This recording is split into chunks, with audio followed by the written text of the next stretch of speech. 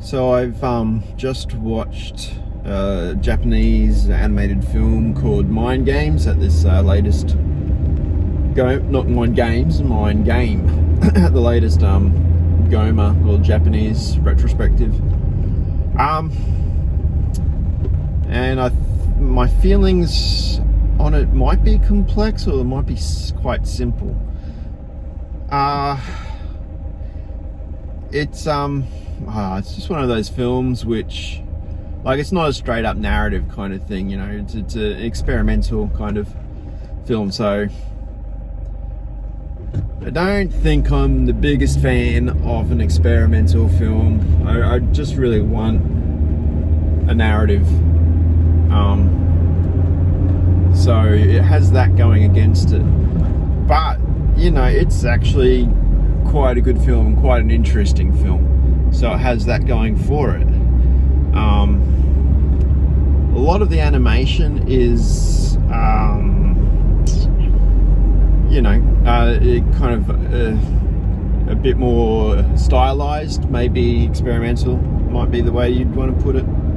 I guess the point about the animation is, with its stylization and experimentation, is that it just doesn't make for a necessarily easy watch. It's not just something you can kick back and just let it wash over you. Like, it's not confronting. It's not indecipherable or anything. But it's got jagged edges, as it were, both literally and metaphorically. So you're just going to have to kind of deal with that. Essentially, it's about a guy and his relationship to himself and these girls in a family. He knows, bloody a taxi. You can't park there. So the father of these two girls owes money to Yakuza. They come into this place where he's staying, and this guy gets shot and dies. But then in the afterlife, or the lobby of the afterlife, he's talking with God, and God's saying, no, you go this way, your life's over. But he goes the other way and runs, and so God says, all right, yeah, we'll give you another chance. So he goes back to the point of his death and changes things and survives, and has a new philosophy about just living life without regret, which lasts for a little bit. Like, they start going on the run from the Yakuza, but then they end up in this giant whale, and they're just living their life in this giant whale for a while, and they realize the giant whale's going to die, so they have to escape, and that's essentially the end of the movie. So, like, you know, narratively speaking, what is it? I don't know. But it's really good in one aspect. I really like about it is just this kind of collage of images and aspects of people's lives, and kind of, instead of just going narratively A to B, it's just this kaleidoscope of images and fragments of these people's lives throughout their life, all mixed up. So, you know, the stuff from the guy's life, the stuff from the two sisters' lives, the stuff from the father's life, stuff from the accuser's lives, stuff from the old man they meet inside the whale's lives. And that's kind of how the film starts, this massive montage of these images, and that's how the film ends, with this kind of massive montage of images. And so that's kind of, that was interesting. I liked it, I think, at the end where it was happening. I can't remember if I liked it at the start. I think I did, but like, it's just there wasn't enough in this film to really grab me, I guess, is the issue. Even though there's a lot of stuff in it which is great and cool, but at the same time, just not enough. I also think maybe it's just me as well. I'm just not in a great mental space and just like, you know, who cares? Why doesn't everybody just go away? I just want to watch a movie by myself, but I have to watch it with all these people in masks. Does that have anything to do with my feelings towards it? Maybe, I'm not sure. So it is what it is. I do recommend it though, I think. Like, yeah, it's an interesting experience, and I don't know, I think it gives you a lot to think about. So I just watched a movie called The Chain Reaction. It's like a 1980 Aussie film, which I'd heard of because of you know, the documentary Not Quite Hollywood, but I wasn't really familiar with it. It was it's all right. Didn't mind it. I was a little disappointed just because it wasn't as exploitative as I was hoping. It was just a pretty solid kind of genre film, it's just a bit of an action film, but you know, like only one person got shot. So, you know, not a huge action film, but some good car chases.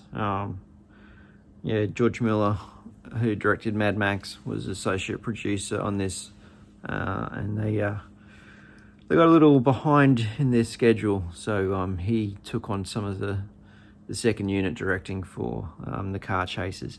So, you know, he knows what he's doing. He does a good job. The film's kind of an environmental message kind of film about nuclear proliferation, nuclear waste, that kind of stuff. There's a storage facility in Western Australia which has been affected by an earthquake. There's been a leak, and so radioactive waste is getting into the water chain.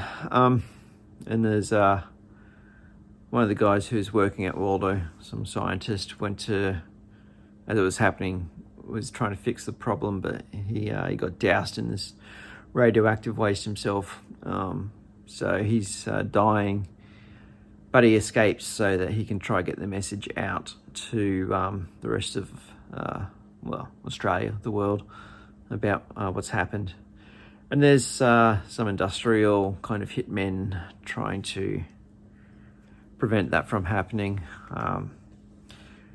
And due to a mistake or an assumption of this hitman, this ex-racer, who's off vacationing with his wife in the country for the weekend, is mistakenly thought to be part of the network of you know, this guy trying to get the message out.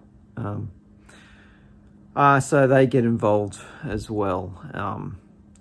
I mean, that's the thing I enjoyed least about the film, just this ridiculous assumption that these guys made when obviously these people are nothing to do with it, and yet they keep insisting that they know something. So that was frustrating, just for their sake almost, even though, you know, fictional characters. And it's just, really ridiculous. But anyway, so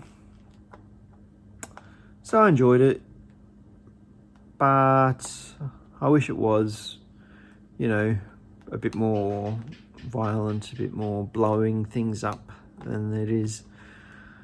You know, it's not one that I'd say, oh, you got to watch this, but it's not one I would say you don't have to either. It's fine. It's all right. Yeah. So do with that what you will. So I watched The Babysitter last night. It's a horror film from, I guess, maybe 3 years or so ago now. but it's got Samara Weaving in it, who I just watched in Ready or Not again last week. Yeah, so I've actually been on my Netflix queue for a while, and yeah, since I'd enjoyed a couple of her films, I thought, oh, about time I got around to watching it. So it was it's pretty good.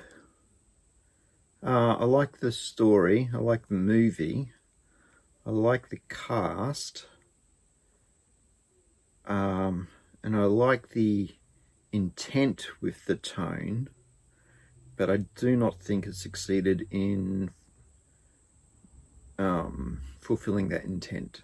I feel like it was going for an 80s kind of vibe, definitely kind of having a retro 80s vibe, but McG is a modern director. I feel like he over-directs his films, or this film in particular. Perhaps Charlie's Angels is over-directed, but still fun, isn't it? They're still fun films. So, yeah, but for this, I feel like what they're going for and how it's presented are slightly at odds. So in that sense, it wasn't an entirely successful film, and there's parts of it where it just, you know, McG's fingerprints are too much on it, so that you're not actually involved in the film. But, you know, it's fine. Basic story. There's this kid who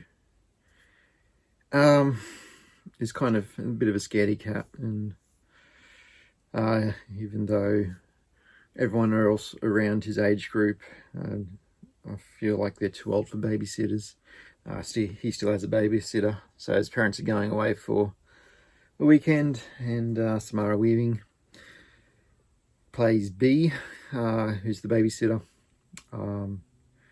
She's coming over to babysit, and Cole, talking with his friend who lives across the road, cute girl, is kind of convinced to stay up and see what happens once he goes to sleep, basically to stay up and see if she has boys over to have sex. So he does stay up, but turns out it's a bit more involved than that, cause it's actually a satanic cult, and they're having a ritual sacrifice in his living room. And so then it, you know, goes from there, and Cole's trying to escape the night. So that's a fun story, and it's an enjoyable film, and like I said, everyone's pretty good in it, and it's got these, I like the kind of little flourishes off the text on screen, but still, yeah, not really a home run. And then I watched a second film, which was Constantine. Yeah, watched that on Netflix as well. I like Constantine. Keanu Reeves is playing John Constantine. Kind of not paranormal investigator, but someone who has experience with the supernatural, things of heaven and hell. Get more of his backstory in the movie. But, you know, opens with him kind of performing an exorcism, so you get that kind of idea of what he does, and he gets the sense that there's more going on with this. This isn't an ordinary demon kind of exorcism. There's more to the story. Also starring Rachel Weisz,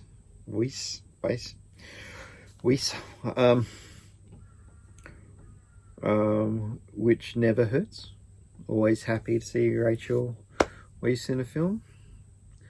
Probably just because I found her so attractive in The Mummy. But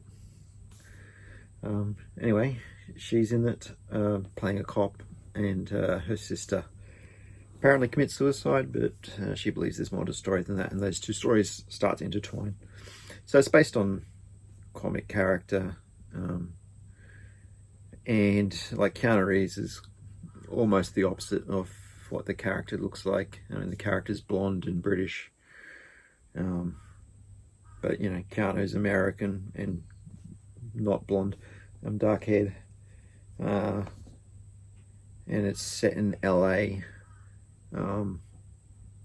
But you know, that's fine. I'm not attached to the comic character, so those changes don't bother me. I'm just happy to watch another cool Keanu film. I really like the direction of this one. Francis Lawrence, who actually went on to do most of those Mockingbird, no, Hunger Games films, which I also enjoy. Yeah, he brings a bit of British style to the movie, a bit of panache, and I just like these kind of, you know, supernatural films. So for me, it's quite enjoyable. Yeah, if I can find this secondhand, like for $2 on DVD or something, I'll definitely buy it. I'm not sure if I'll pick up a new copy of it though. I quite enjoy it, but yeah, I need to make sure I'm not really going overboard. Just spend my money on expensive British imports. But yeah, I like Constantine. It's pretty, you know, it's a pretty Hollywood kind of film. But yeah, I like it.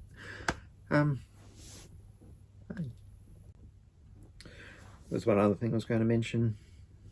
If you're watching The Babysitter and the Korean actress playing Sonia looks familiar, it's probably because she's the whispering girl who talks really softly in the Pitch Perfect films. I had to look that up, but she did look familiar to me. No one else looked familiar, but I recognised her. Like the rest of the cast of characters, the guys, the teenagers involved in this cult sacrifice, they're really just the worst kind of people, deliberately so. So you're really just kind of hoping and wishing that they get their comeuppances, and so, you know, we're happy when they do. It's that kind of film.